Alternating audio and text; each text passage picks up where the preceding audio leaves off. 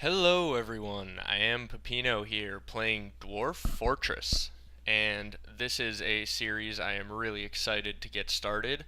I started playing this game a few weeks back, and I absolutely love it. It's very complex, but I'm getting decent at it, I think, and I'm to the point where I think I can record something for YouTube without having to check the wiki too often and things like that and without also being so bad at the game that it's awful to watch. So, I have our location picked here. We are in the abated forests. This is a new world I just generated. We are in the year 250, so 250 years of history.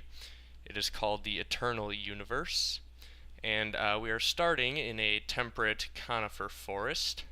It's heavily forested, thick vegetation, wilderness. We've got a stream, clay, very deep soil, shallow metals, and deep metals. So this was one of the better starting locations I found after looking around for quite a while.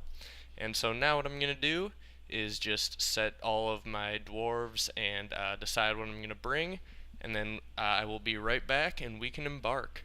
Alright, we have everything ready to go. I am choosing to bring along 3 copper picks just to get mining started off a little quicker, 2 copper battle axes, an iron anvil, a bunch of ale, wine, and rum, because we can't have our dwarves without any booze, of course. And we are going to bring 150 plump helmet spawns, because I'm basically going to just farm the heck out of them year-round, and that should give me hopefully a constant supply of food. I'm also going to bring a lot of other seeds because they are cheap, and I am basically just going to farm a ton, and also I'm just trying to spend my points. I'm going to bring chopped wombat liver, plump helmets, not so much of a lot of these things. I'm just basically bringing one of each. I'll bring 2 ropes, 3 quivers, and then if we tab over to our dwarves, they are pretty much all unskilled, other than a couple. As is my tradition, the one with my favorite last name usually gets to be the leader, or just my favorite name, I should say. And today, I've chosen Onul Olengigan. Olengigan, that's right. That is our leader dwarf. And I am going to also make him, or actually I don't have any points left, so it doesn't matter. But I've just made him a proficient leader, an adequate teacher, and actually I'm going to take away one of the teachers and make him a novice judge of intent. And then I also have Bemble Ildumat, who is going to negotiate with trade caravans for me, skilled negotiator and appraiser and organizer. And then we have our Dr. Olin Avuzuz. And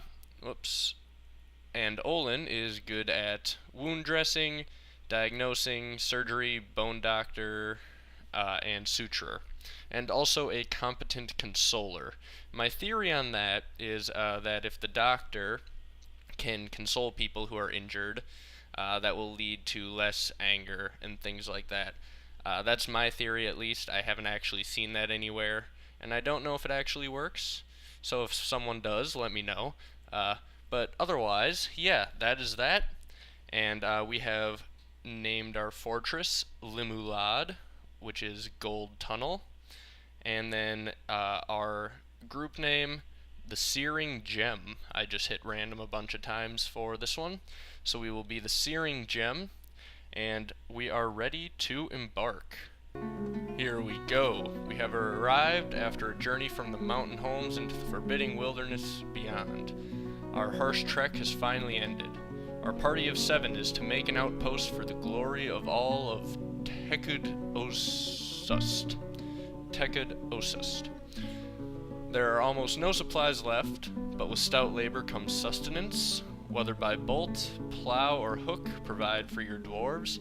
You are expecting a supply caravan just before winter entombs you, but it is spring now, enough time to delve secure lodgings ere the dingoes get hungry. A new chapter of dwarven history begins here at this place. Limulod, strike the earth. Alright, here we are. We have embarked, and our dwarves are ready to mine.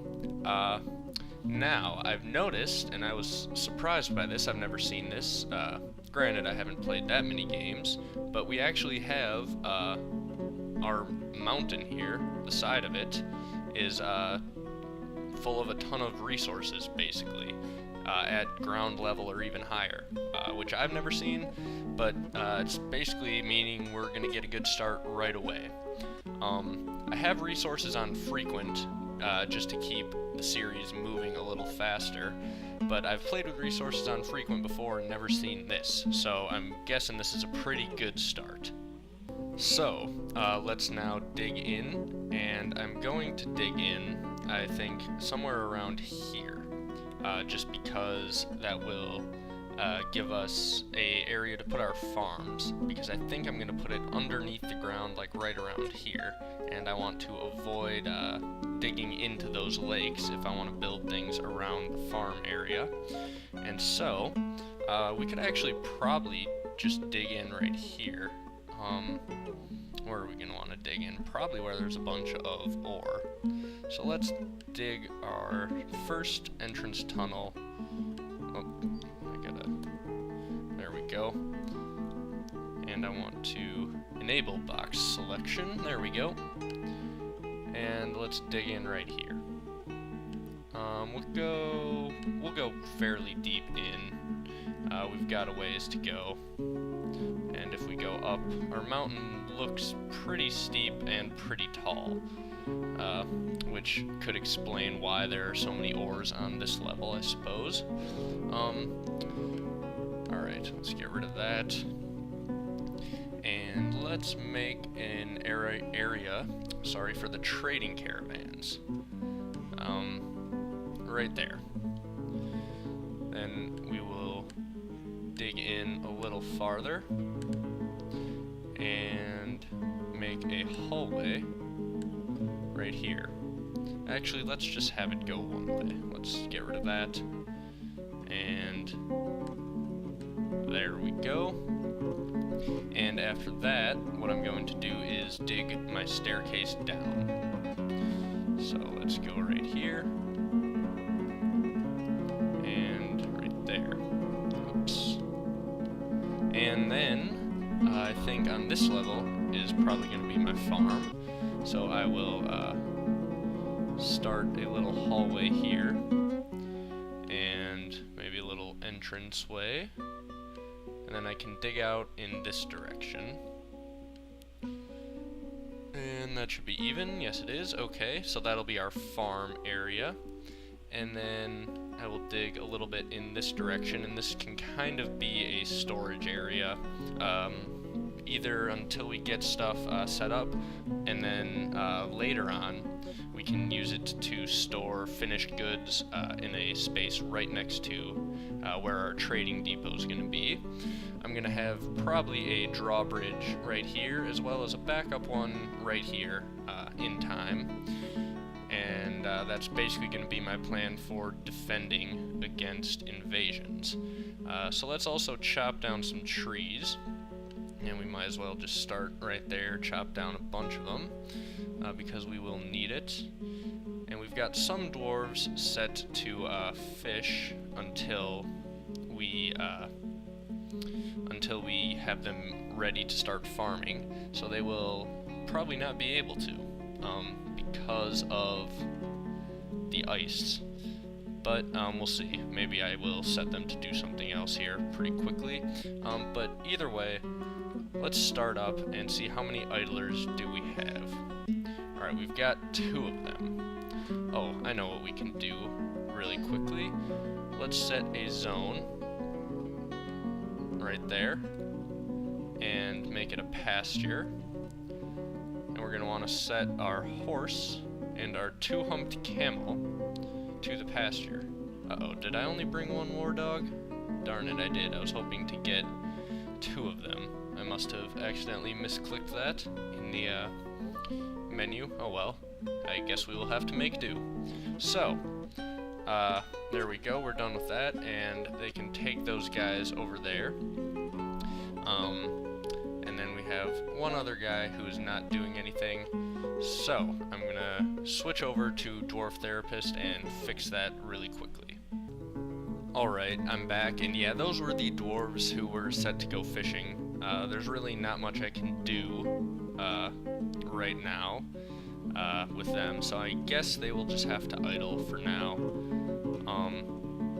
I could set them to a squad and maybe have them train or something, but I don't think I actually have anything for them to use, any weapons or anything like that, so I don't know if they would actually train without it. But either way, we are getting tons of ore here, tetrahedrite, which will be useful. I believe that's copper and silver that will give us, which will be good. We can make some nice copper weapons, which will do better than no weapons, and then we can use the silver for lots of other things as well. Alright, we have skipped ahead just a bit until we have started mining down on the second floor. The first floor is almost all done, other than a couple little blocks that they have neglected. But our 3 miners are hard at work down here, and we encountered the first design flaw of our fort, and that's this, the area I was going to have the farms. I forgot. I needed to dig farther this way. This is underneath the mountain, and therefore it is not soil. It is rock, so we won't be able to start a farm there, but my hope is that after they finish mining out these, they will start mining down this hallway out to here where we can create our farm. And then I've created a little room right here that we can build up possibly as a kitchen maybe, or something else. I don't know, we'll figure it out. And I've created the area that's going to be our Great Hall. Now, these areas haven't been connected yet, so they won't start mining them. The reason for that is I'm more concerned right now about getting the farm set up and getting these idle dwarves actually doing something. Now, the nice thing is, oh hey, look at that, the ice has melted, and I was gonna say the snow has melted, but last time there was still ice on the lakes. Now that has melted too, and I see we still do have one idler. I think I had one dwarf that I hadn't set to fishing. I had my miners and my woodcutters not set to fishing originally. But I will go and do that in Dwarf Fortress, or in Dwarf Therapist, and then we will come back, check on these guys once they've made a little more progress. Our stores and everything look like they're doing alright. Our food could be better, but with fishing and farming, we will get that going very quickly. I suppose it's a little early to say it could be better. It's basically exactly just what we brought with us. But that's one of the things I want to work on. We brought enough drinks where we're going to be set for quite a while, I think. So that can take a little bit of a backseat, but not too much. Because, obviously, if our dwarves run out of booze, they are not going to be happy. But alright, so we'll skip ahead now, just a little bit. Okay, our miners have gotten over into the soil section now, and they are picking up pace rapidly. It's a lot easier than cutting through stone, so our farms look like they are about ready to be set up. Unfortunately, I need them to dig out a large square area, and they seem to leave little things like this. If they clear out a large square, I will be very happy. And it looks like they're doing a decent job. I'd like it to be a little bit wider, as if they can hear me. But my experience in the past has been that there's a decent chance they'll do this, where they just leave like half finished in little blocks randomly. Let's hope they don't do that. They look like they are committed to finishing this, actually, which is good.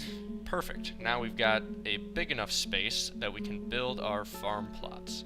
So, build our first farm plot right here, and then we will build a second right there, And then we will also create a stockpile for food right down here. So we will store all of our food there for now. Later we'll set that to just being seeds. And we can also create a stockpile for, let's set a custom stockpile. And let's enable furniture, stone, not stone. No, we don't want stone there. Everything else pretty much is okay for right now, and we're gonna put that right here. This is just gonna be kind of a little bit of a storage room for us, so that we can get everything out of the wagon right here. Hopefully get everything out of there, and that should be good.